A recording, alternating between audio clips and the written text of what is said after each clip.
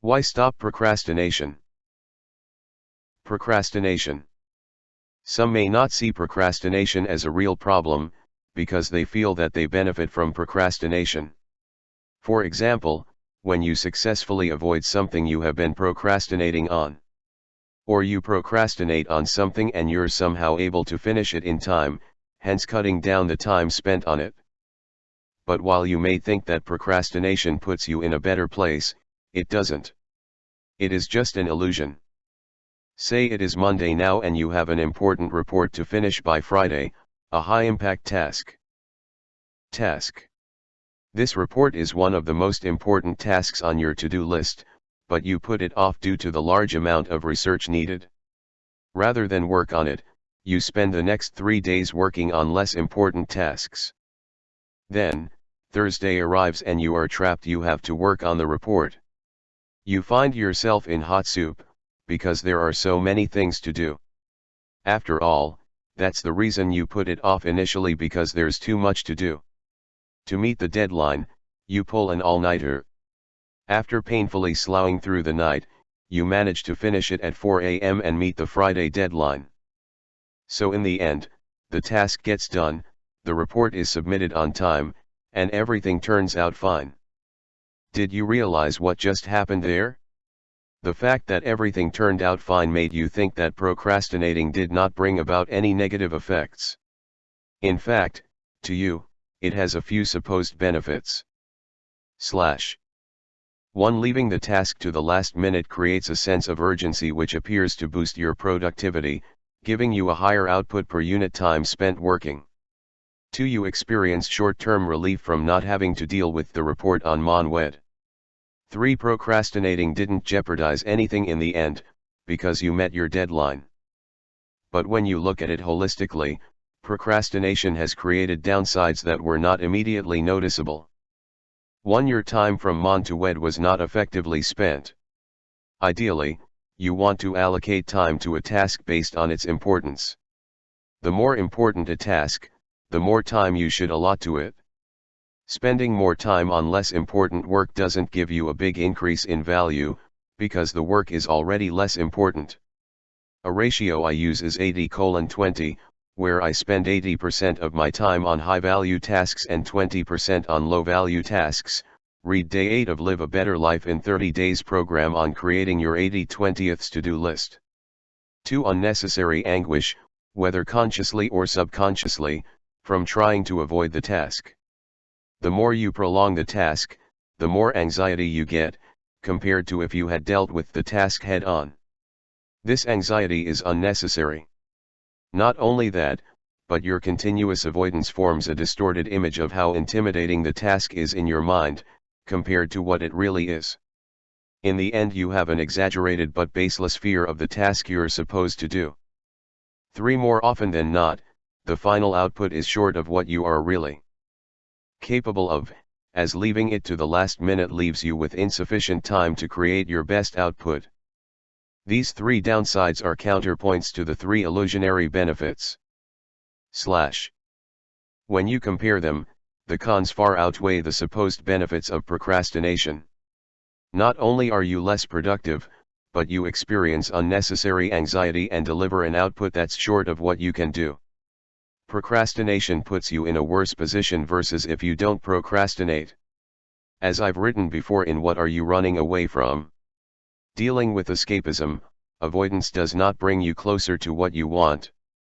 Procrastination is a form of avoidance. Thus, if you sometimes procrastinate on your goals and tasks, it's time to resolve this and stop wasting your life away. As long as you keep putting off what you should be doing, you are putting off living. This is no better than being a sleepwalker. Continue on to part 2, where I share why mainstream ways of dealing with procrastination don't work and the 2 root causes of procrastination. This is part / Is it possible to stop procrastination? My answer is yes. While some may think that procrastination is part and parcel of everyday living and it will be experienced in everything we do, this belief comes from not truly understanding what causes procrastination. Life is not about procrastinating and putting off things. By fully understanding what causes procrastination, you can then tackle it effectively. It is important to note that procrastination is often a multifaceted problem.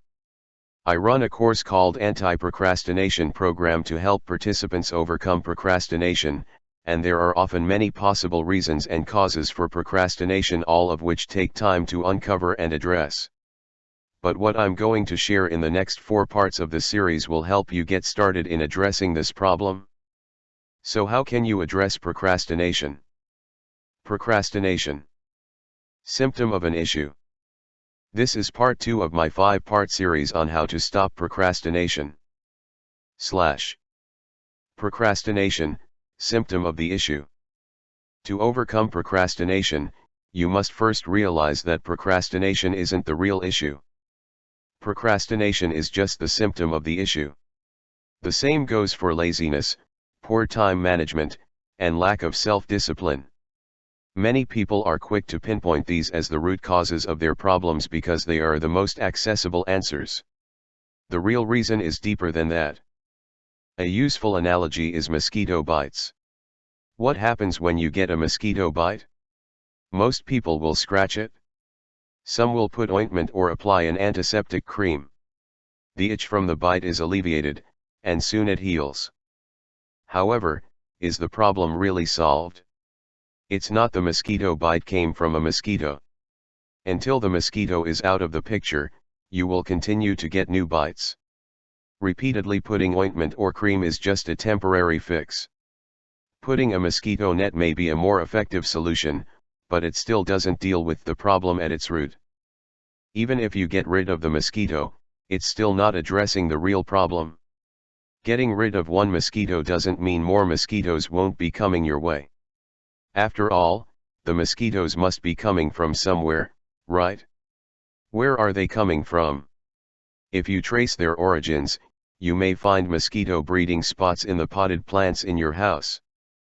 But wait, it doesn't end here. How did these breeding ground come about to begin with?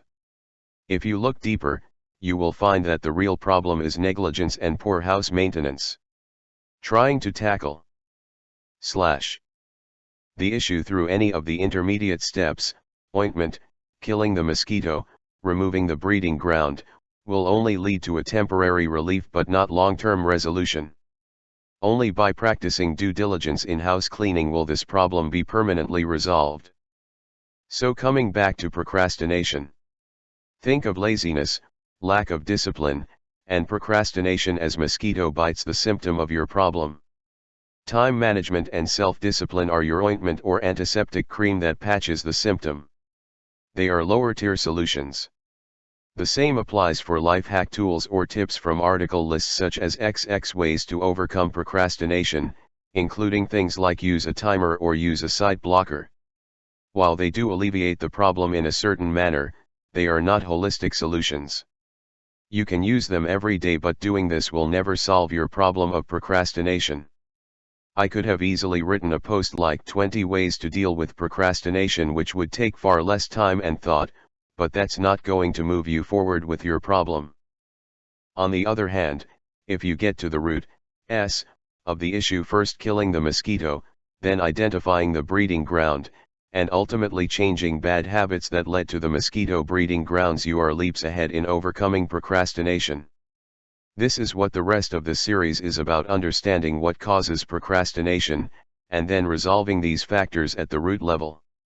One important thing to note is that the size of one's issue can be gauged by how chronic one's procrastination is. Using the mosquito example again, the more bites you have and the more severe each bite is, the bigger the root problem, such as a large breeding ground, multiple breeding grounds, and deadliness of the mosquito species. Similarly, the more severe and chronic your procrastination, the bigger the problem you are dealing with.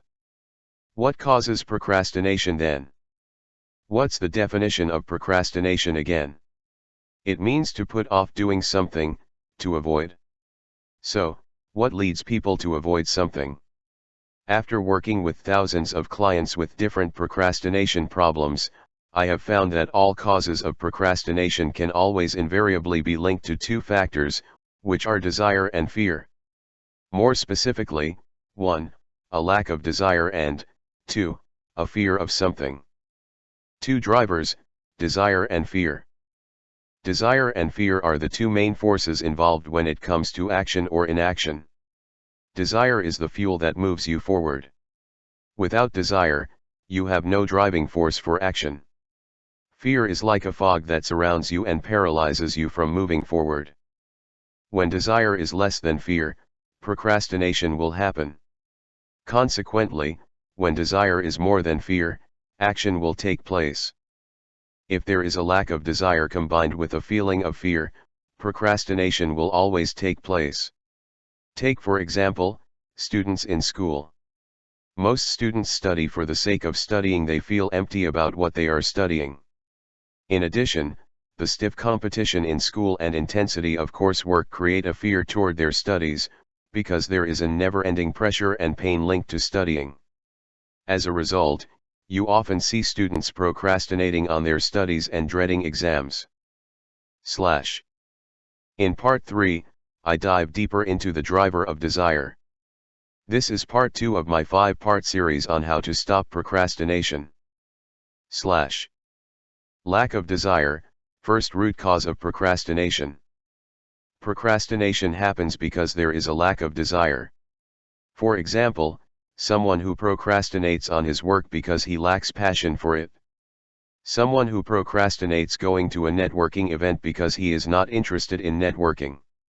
What should you do to get a never-ending flow of desire? In Anti-Procrastination Program, I teach my participants 3 steps to do this. Uncover your why. Ask yourself, why do I want to achieve this goal? The most powerful why is not a logical reason, but an emotional one. Recognize implications of non-action. Imagine if you made 0 progress in this goal for next 10 years. What would your life be like? How would you feel? First root cause of procrastination, lack of desire. This is part 3 of my 5-part series on how to stop procrastination. Create your ideal vision. Think about your ideal vision. What is your ideal vision that inspires you from within? How I used to procrastinate in school. For example, when I was 15 to 16, I was disinterested toward my studies. I was much more interested in working on my websites, which was my hobby then. In school, I barely paid attention nor touched my textbooks. I was never prepared for my exams. There was a point where I hated school and would avoid going to school by feigning illness. Needless to say, I underperformed versus what I could have achieved. My underperformance in my studies led me to be discriminated by peers and society, where people label you based on a number on your results slip.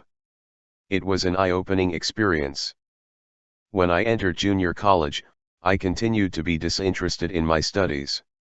The junior college I went to was a new one, and because it had no national ranking yet, was considered one of the worst junior colleges in the country where rejects would go. Such focus on ranking, numbers, and results is a consistent issue where I live. They call this a meritocratic society, where people constantly judge others based on their results, which is only one aspect of a person's achievements. Because I rejected how hung up people were over grades, and how zombified the students around me were constantly studying, hating life, I resisted the notion of studying. My school environment was also very toxic, and I was surrounded by negative schoolmates and teachers. I continued to hate studying, and procrastinated doing so.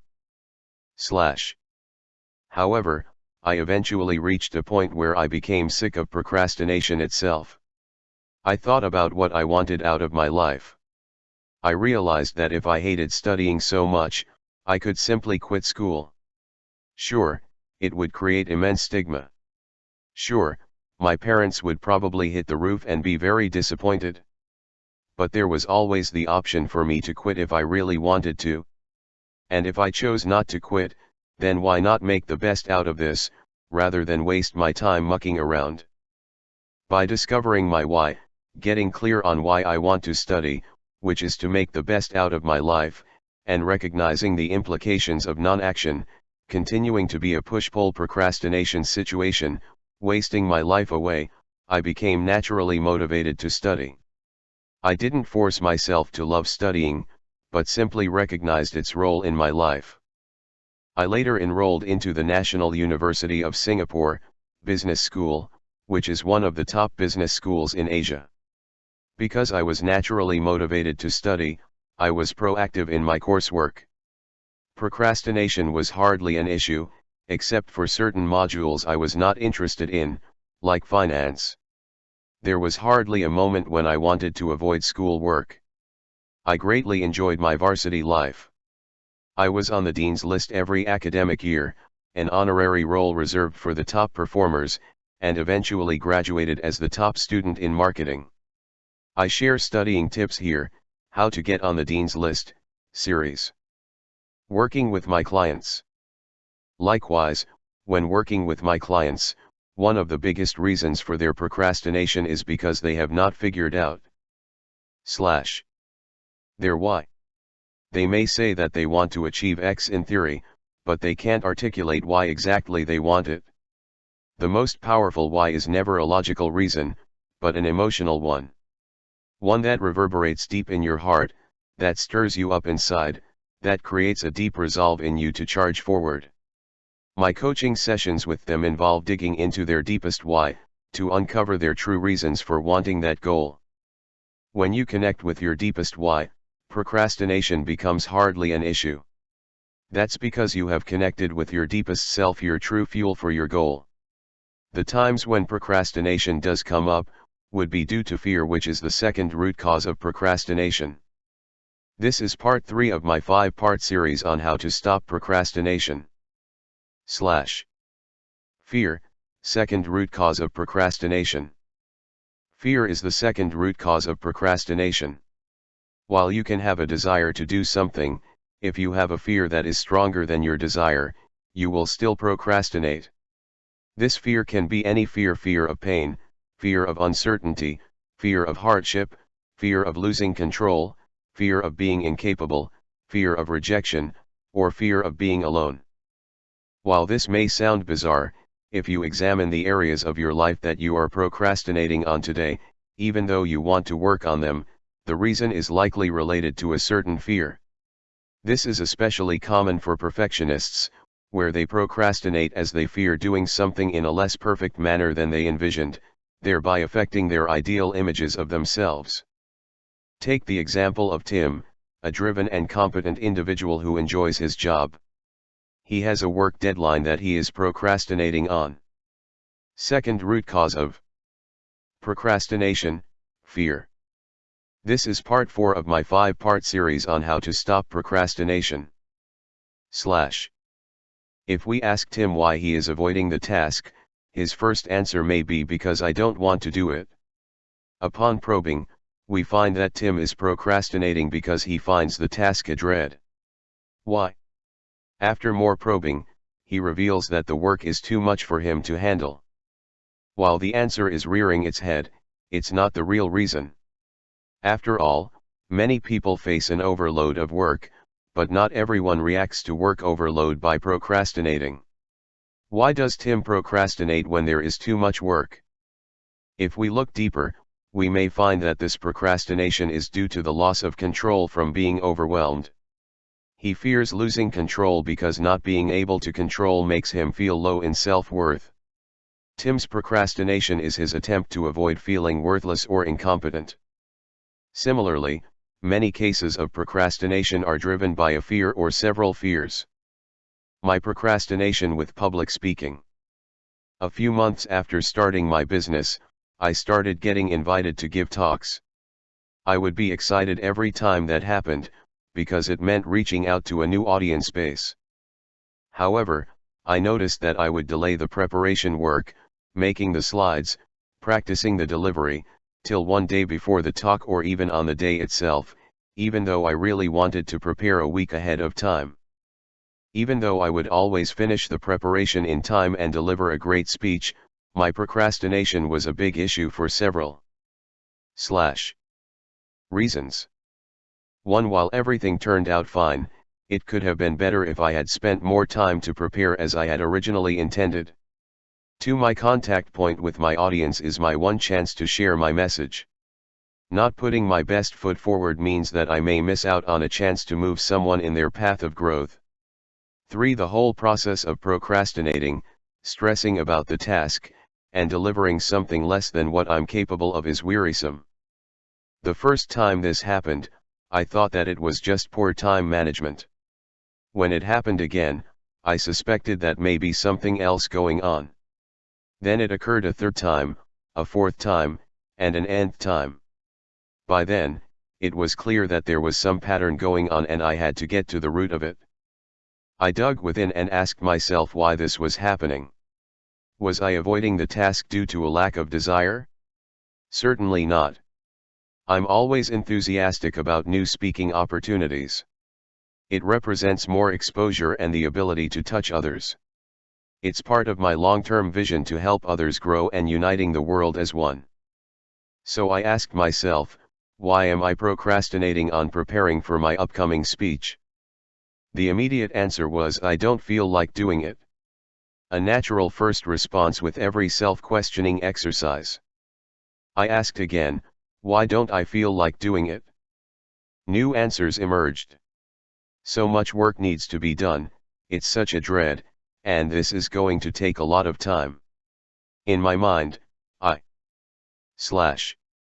had subconsciously painted an elaborate preparation process.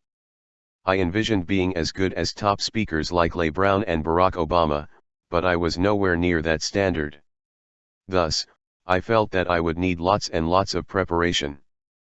My next question was, why do these matter? So what if there's so much work to be done, why procrastinate? A voice in my head spoke. Because it makes me feel out of control. This was interesting. I was surprised and pressed on further, why is being in control important? Because if I'm not in control, it means that I'm not good enough. I'm incapable. It hit me there and then what was going on. Because A part of me had linked my self-worth to my skill in public speaking, and B, I wasn't as good in public speaking compared to my ideal vision of myself, I had lowered my own self-worth. Thus, any situation that reminded me of my lack of expertise in public speaking would make me feel lousy. I would then procrastinate on my speech preparation. In conclusion, my procrastination was due to my fear that I was unworthy. This answer caught me off guard as I don't measure someone's worth by their skill in something. Just because someone is a beginner in something doesn't mean he/she is not worthy. Likewise, just because someone is an expert doesn't mean he/she is more worthy than others. Everyone's level of self-worth is the same. Regardless of who they are and how good their skills are. Furthermore, I'm passionate about being a powerful speaker. I knew that in order to become better, I have to start somewhere, as with all experts. I certainly don't expect to become better by avoiding speaking. These are all things I understood on a conscious level. Yet, a part of my subconsciousness had the flawed notion, probably conditioned from young. Realizing this was liberating. By uncovering my fear, I could immediately see how silly my thoughts were. When you uncover the real reasons causing your procrastination, you will find that it is usually the result of very silly, misconceived beliefs. Many of my participants experienced this when taking the anti-procrastination program.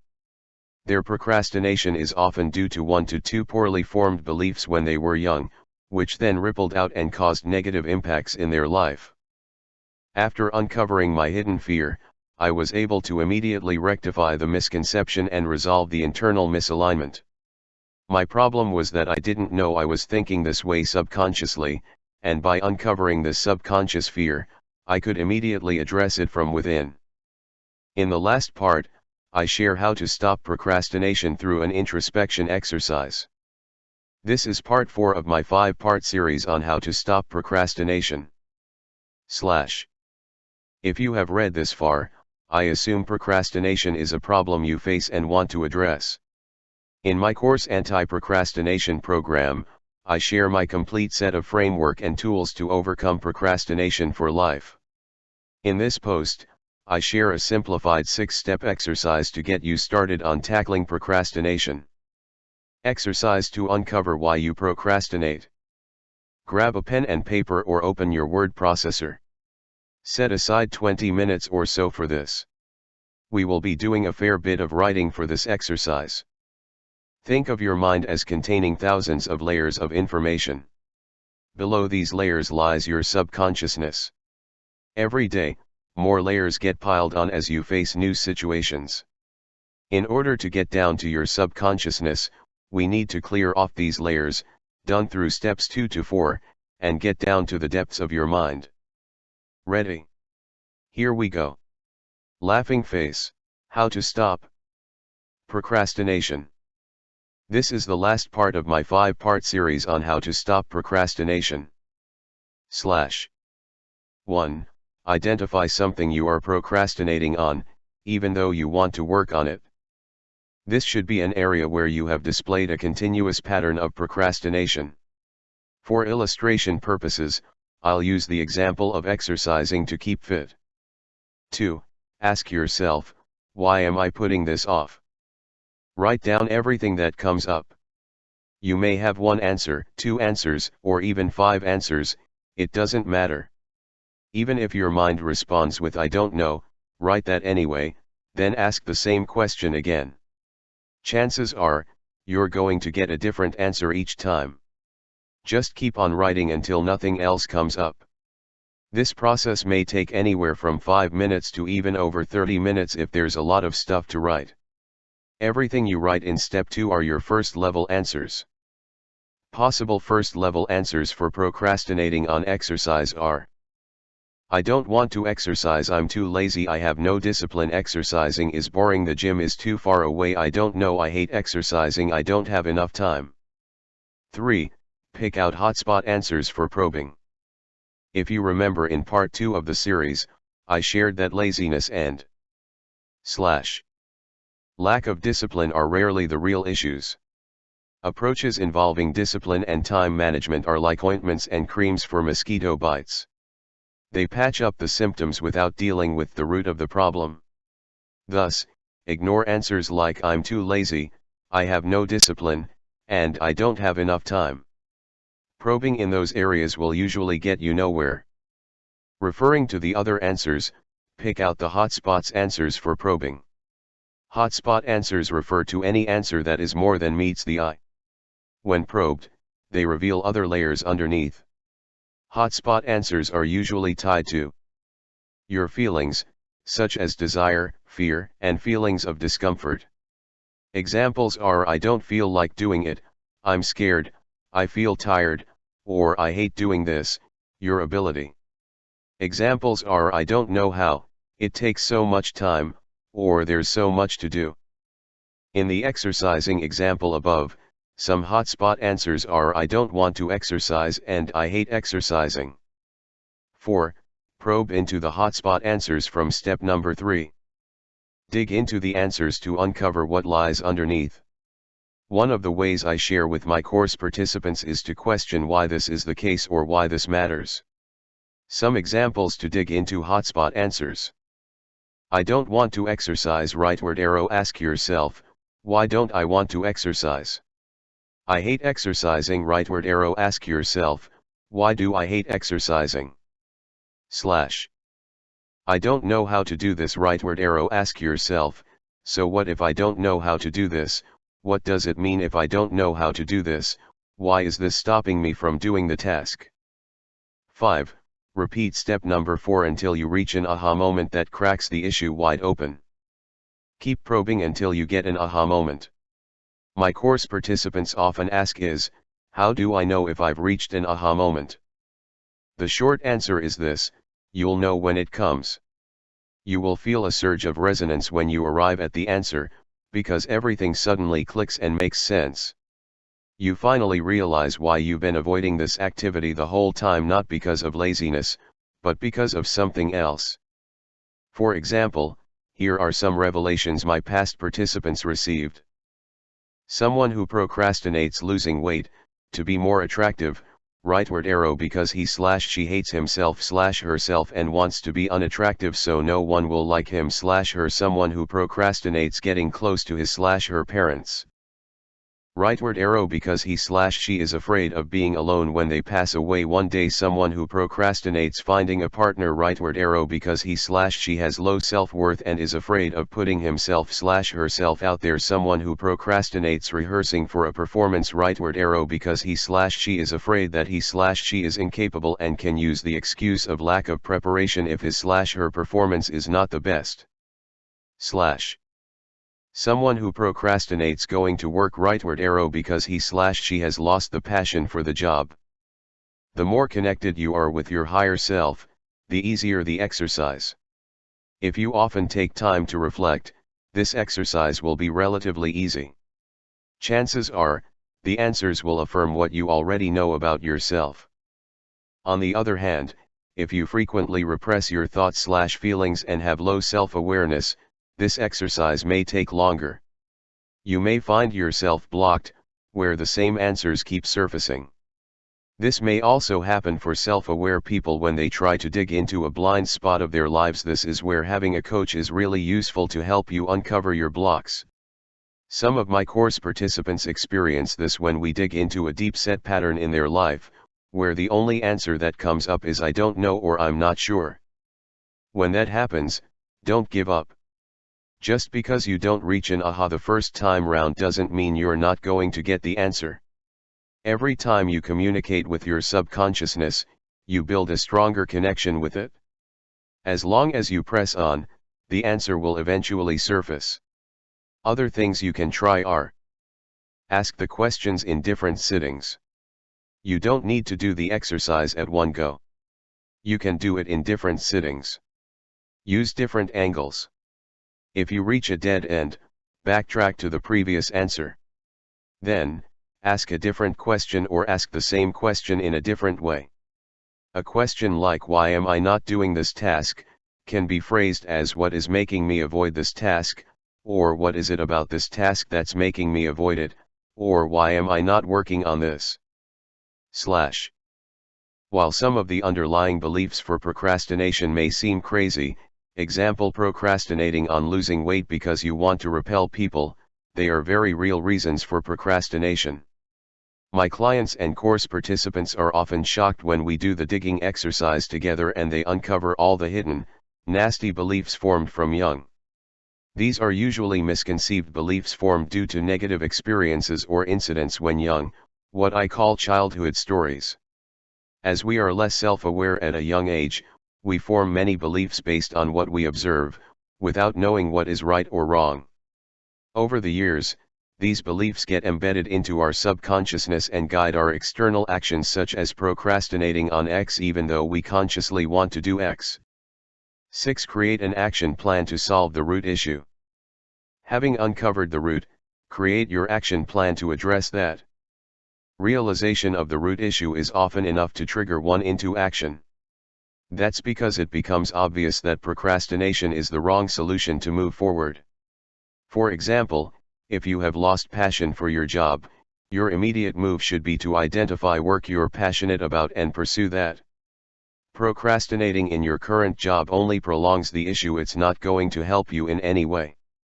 Another example is procrastinating on finding your life partner because of low confidence. The logical step forward should be to work on your confidence, not to avoid relationships your whole life. Once I had a client who was procrastinating on losing weight.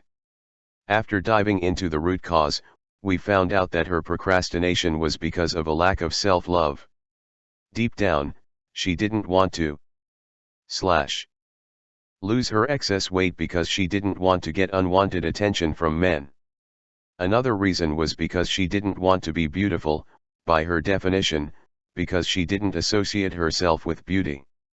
Since young, she had thought of herself as an ugly duckling. This was due to a lack of self-love. She didn't see herself as beautiful. The solution here is to work on self-love while working on weight loss, rather than losing weight to love herself. Do you see the difference? Tackling the root cause, because this is what's stopping you from achieving your goal. Here, an action plan to improve self-love can include saying positive affirmations, addressing negative body image, removing critical and toxic relationships, and working on your personal goals.